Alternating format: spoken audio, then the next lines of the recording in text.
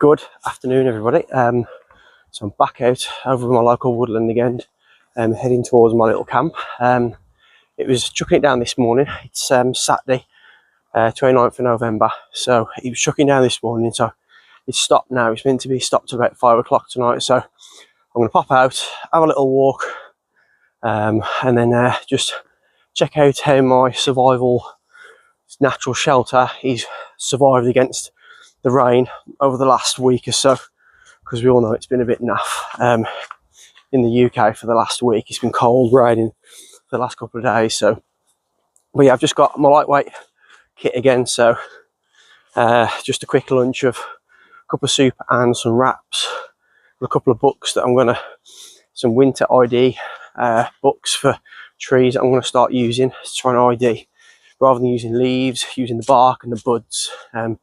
This year, so I'm going to start IDing some trees. I know where there's some trees which I know that were in the summer, so use the book to help me ID them this winter.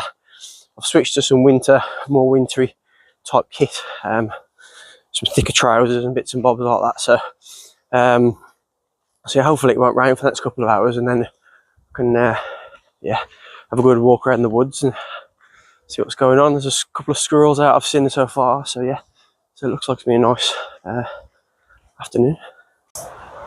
So I've just got to camp, and it's a little bit more open than it was last time I've come here, but the shelter has survived the weather in the last kind of month, well, 3 weeks or so since. So as you can see, when I put the back layer on, it's squished down quite a lot now, and without the fresh ferns on it, it is still very not waterproof. But at least it's holding up to the weight of the mulch on the back. But yeah, it's still alive to a certain extent, and my little chair still here. So I want to I'm gonna have a cup of tea and some food. Coffee and some food, and then I'm gonna crack on with a couple of activities. I've got a new tarp to try, and yeah, might get it up first to kind of, just in case it hoofs it down.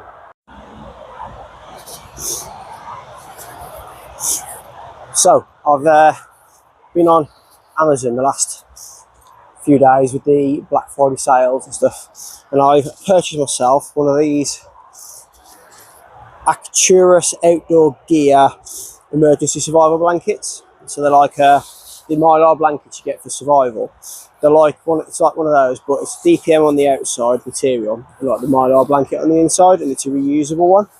I've seen some good feedback on these, so I'm gonna get it up today, have a look at it. It's my first kind of use of it. The only thing I can see so far which is going to piss me off, annoy me, is the bag is very tight fitting, and you have to fold it perfectly to get it in it, and that's the only thing I really don't like. I've got some paracord. I'm going to try and put it up above me here, just in case it does rain, but it's about 7 foot by 5 foot, so it's big enough to drop in here and keep the rain off. Okay, so the plan is to put it up between these trees somehow. I've got some 6 foot long pieces of paracord, so hopefully I can use that bag as a bit of a waterproof kind of area for cooking. As you can see, DPM on the outside. The only reason I got the DPM one, it was the cheapest one on sale. It's got reinforced corners, eyelets, as you can see, and then it's got the mylar blanket underneath. So mylar was produced by NASA to kind of use on the space stations, and what it does is it reflects your body heat back. So this can be used as a shelter, it can be used as a ground sheet, it can be used simply as a mylar blanket to keep you warm and keep the wind off, which if you use one of these doing any sporting activities, etc., mylar blankets do work quite well. So as I say, I'm just going to use this paracord. They're about 6 foot lengths. We'll try and just kind of string some up here, just in case it does absolutely chuck it down, which it may do today. So just going to use a simple knot, slipped overhand knot, just to try and set it up. So I think I'm going to try and go from this tree here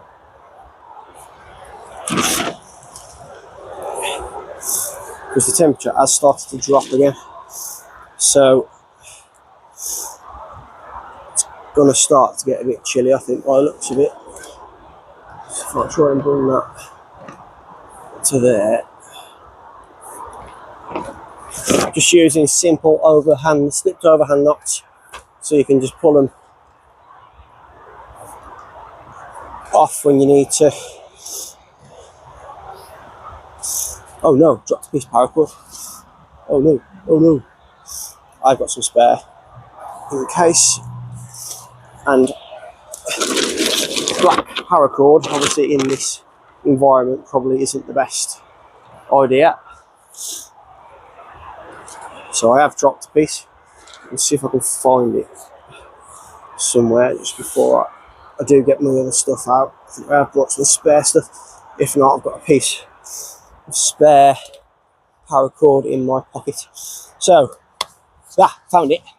I found the paracord, just a piece of black paracord, but I always carry in my pocket some paracord lengths. So here I've got some of that nice bright green string, really lightweight green string, some bank line, and about a 12-foot length of like cord, which is like, it's like paracord, but it's like a nylon cord, a bit thicker than bank line. But I've always got them in my pocket when I'm out and about walking, hiking, just for this scenario. If you do lose a piece of equipment, you can replace it with what you've got in your pocket. So get this tied up to this corner. As I say, just a simple overhand knot, and then that's actually worked pretty perfect. It's got a slight angle to it, but if it does hoof it down now, I can sit down and have some protection from the rain. I'll try and bring this front section up a touch to create a little bit more of a angle up there.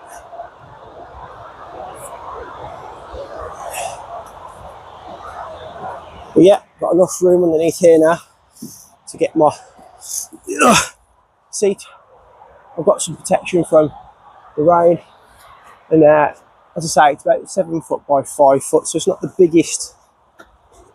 It's not the biggest tarp in the world, but it's keeping your bag as a bit of a emergency mylar blanket if you get cold, or if you're out and about and somebody injures themselves, you have got something there for them to kind of wrap them up in, create a shelter.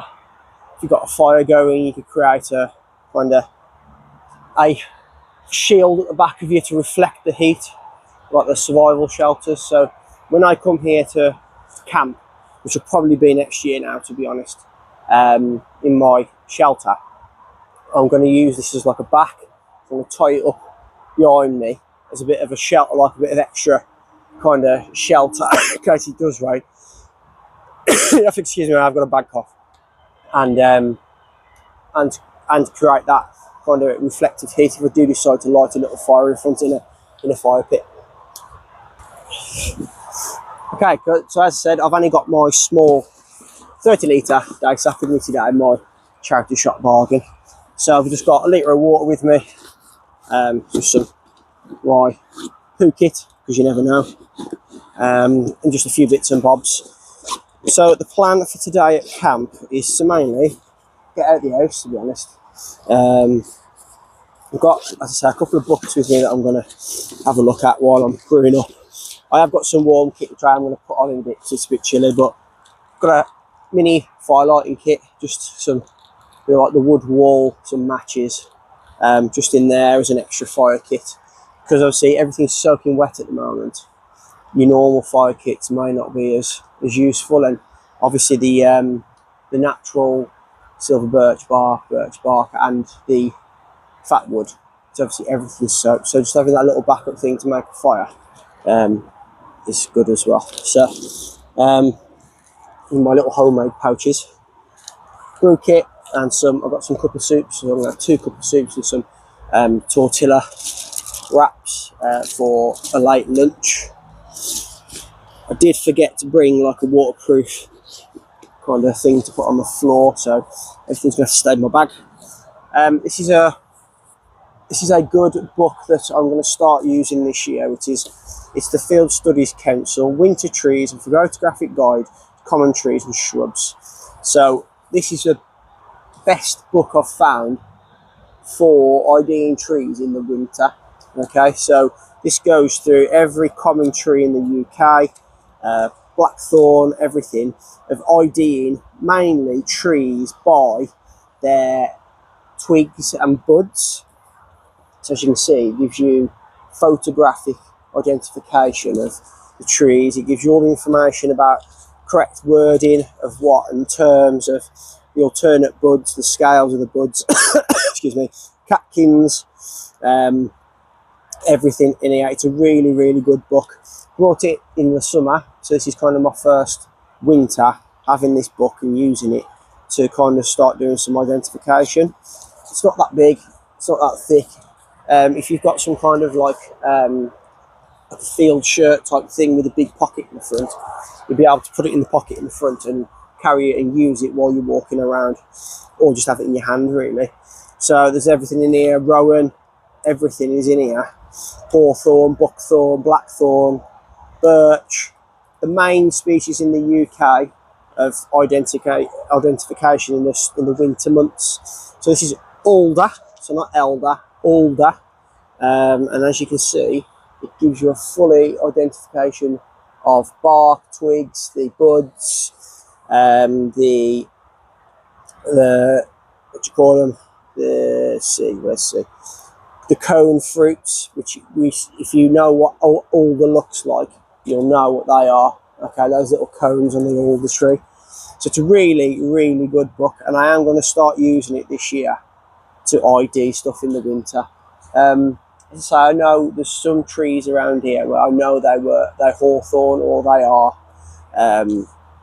elm or whatever it is. Some goat willow around here I know of. So and white willow especially, and hawthorn, there's loads around here. So I'm going to use this to help, because I know it's that ID using this book. So look forward to using that this year as well.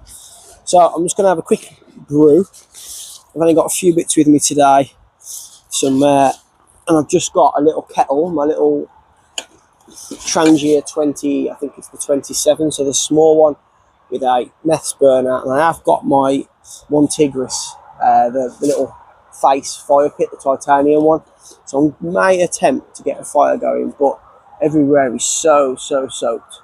I might just use my what's the name, to be honest, the little, like, it's not even a Trangia, it's the tiny ones with like a mesh inside, the little tins. But I'll show you in a bit.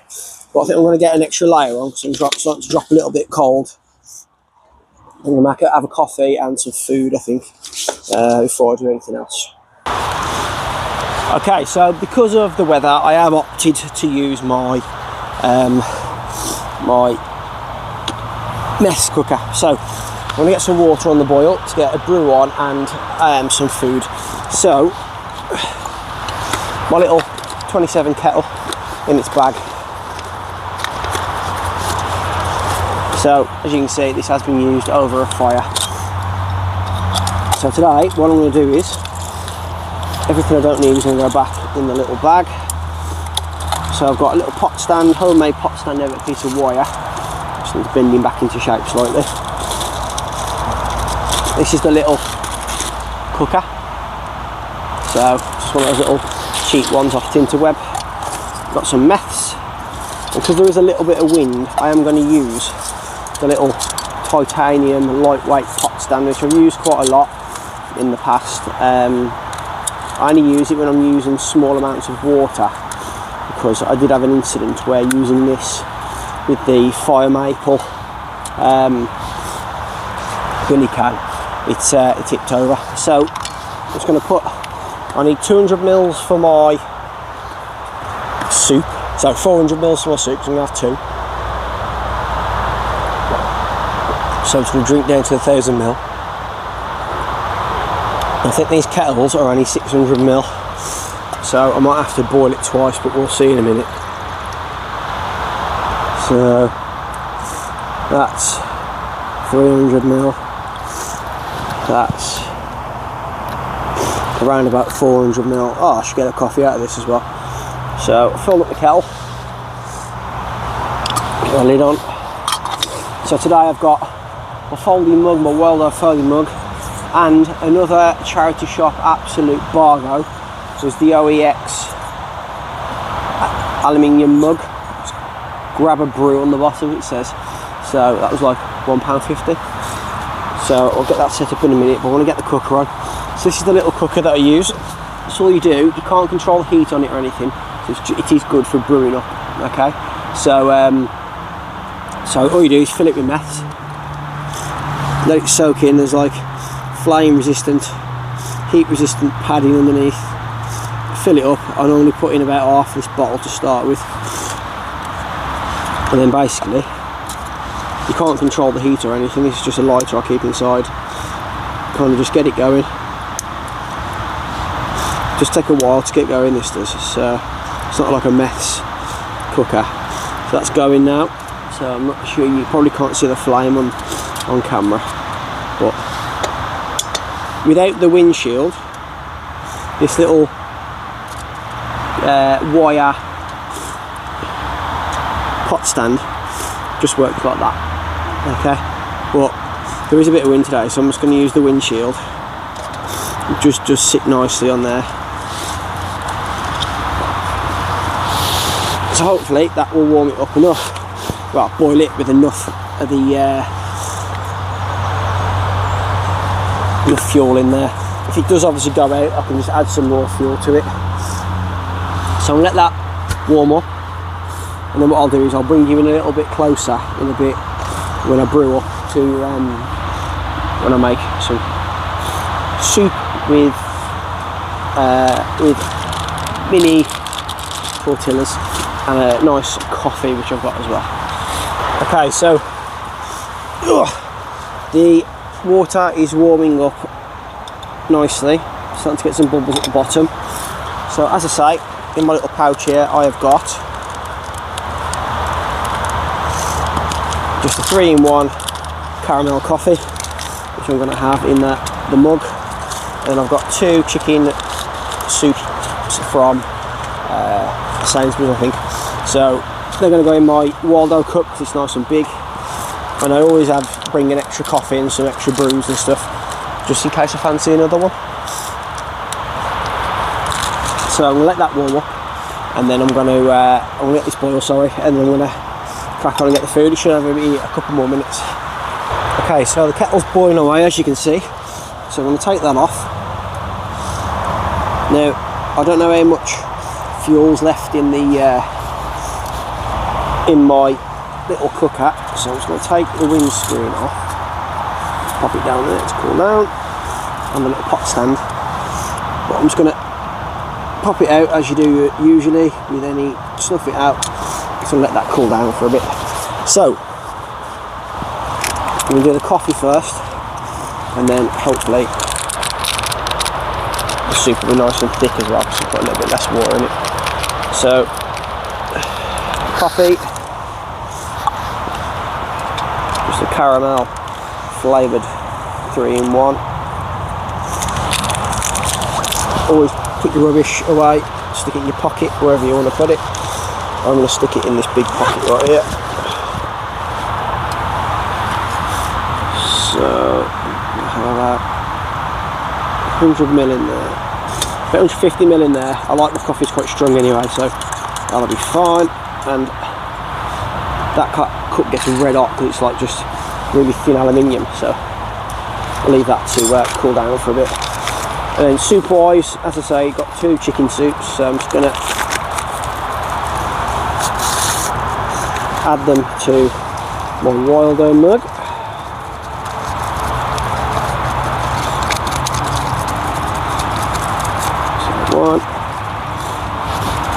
2.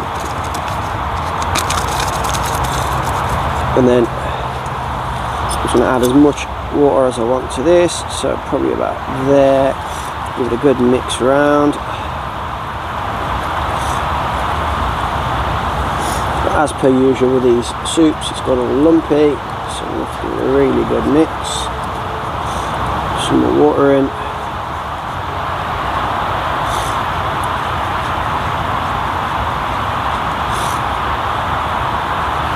So it has got a bit better now. It's quite thick. There's no real big lumps in it now.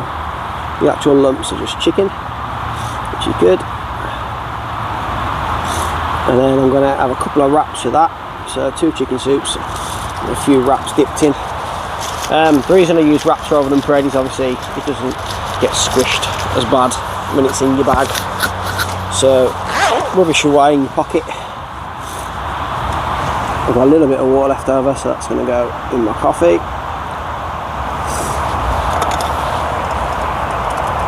And then just take the lid off that, get as much water out as you can. And I have brought a little cloth with me to dry that out. But if you wanted to, you could restart the mess burner and let it warm up and just kind of do it that way. So I'm going to drink my coffee.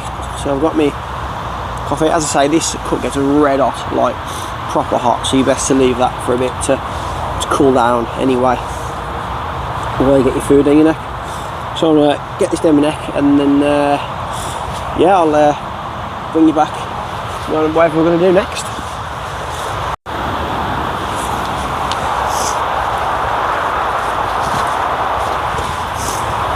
Okay, so I'm just going to start taking down the tarp. So I'm just going to collect up the paracord, so take it off, just pop it in my pocket.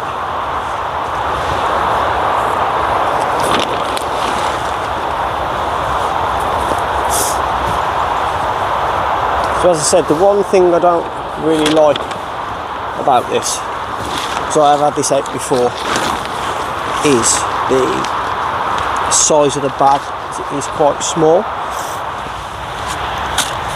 So the size of that compared to the size of this is a bit of a pain, but I'm going to try and fold it the best I can to the folds. I'm going to try and follow the folds, so I think in half is probably the first fold. Apologies for the crinkly noise on the mic. And then maybe half again, then half again. Trying to follow the fold without getting it absolutely soaked on the floor.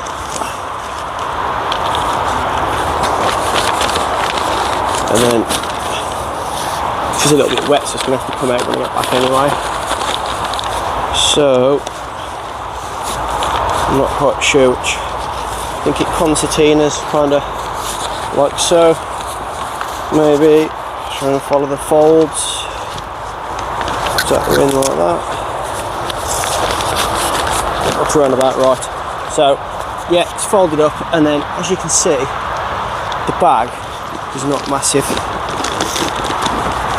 so you have to kind of like squeeze it in, push it in. So let's see if the paracord will fit in as well. Chuck that in there, squeeze it all down. So it's not that big of a pain to do really, it's just it's quite tight fitting. So the paracord is in there as well. As I say, it's not very big, it's like, I don't know, just under 30 centimetres by probably 25 centimetres.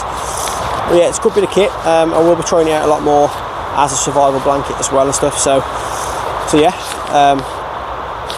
yeah, decent bit of kit. So we'll call it a day today. It's getting a bit chilly now, it's about 3 o'clock and I ain't too well anyway, so I'm going to start heading back to the car, call it a day.